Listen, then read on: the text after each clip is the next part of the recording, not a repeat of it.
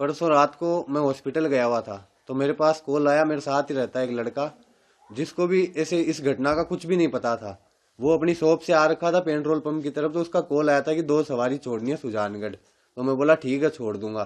फिर मैं घर पे आके वाइफ को ड्रॉप करके हम हॉस्पिटल गए हुए थे। ड्रॉप करके फिर वापस गया था, तो वहां से वो पीछे वाली सीट पे बैठ गए थे दोनों। और जिसका कॉल आया था और एक लड़का और साथ में था जो मेरे साथ ही रहता है, वो एक लड़का पीछे बैठ गया और आगे की तरफ एक लड़का बैठ गया। उनको मैं बोला आप दोनों चल लो, नाइट का टाइम है, 2 लड़कों को छोड़ना है, आपने फोन किया तो साथ में सेफ्टी रहेगी, नाइट का टाइम है। तो हम चले गए। फिर उन्होंने 1500 रुपये पेट्रोल पंप पे दे दिए हमें, लाडनू पुलिया के पास में जो पेट्रोल पंप है डीडवाड़ा में, वहां पे दिए। तो मैंने तेल डलवा के वहां से फिर सुजानगढ़ की ओर रवाना हो गए। तो रास्ते में वो बोल रहे कि हमें कभी चूरू छोड़ दो, सालासर छोड़ दो, हिसार छोड़ दो। तो मैं बोला भैया आपको एक बार बता दो जाना कहाँ है। तो बोला हिसार छोड़ दो। तो मैं बोला हिसार के ज्यादा पैसे लगते हैं।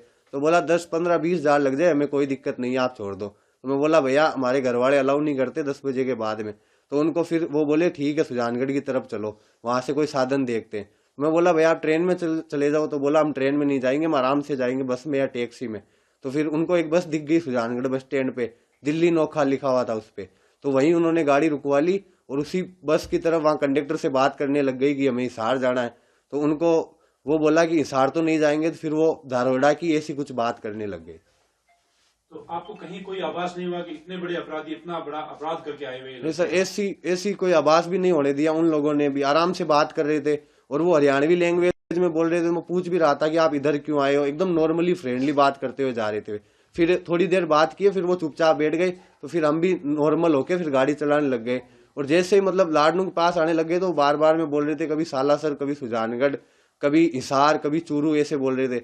तो फिर हमने वहीं सुजानगढ़ में ड्रॉप कर दिया था उनको। आपको कब पता चला कि वो इतने बड़े अपराधी थे? सर जब दूसरे मैं रात को आया था, लेट आ गया, 11:30 हो गए थे आते आते।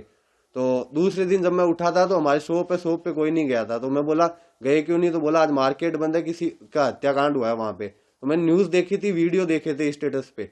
तो स्टेटस को जैसे जूम किया ना तो मुझे लगा कि ये तो रात वाले लड़के हैं जिनको ड्रॉप किया था। तो फिर मैंने अपने घर पे बताई थी सारी घटना की ऐसा हुआ था और इनको मैं ड्रॉप करके आया था। फिर घर वालों ने मुझे, कजन अंकल है उनके पास में भेजा था, तो वहाँ कोई नहीं था। फिर मैंने शाम के टाइम 6-7 बजे करीब अंकल को कॉल लगाया, मैं ऐसी बात है क्या करूं।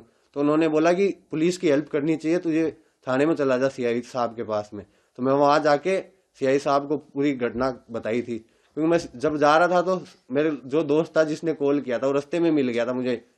तो उसके पास में खड़ा था, तो वहां पुलिस की गाड़ी आई थी और हम दोनों को वहां से एसपी ऑफिस ले गई।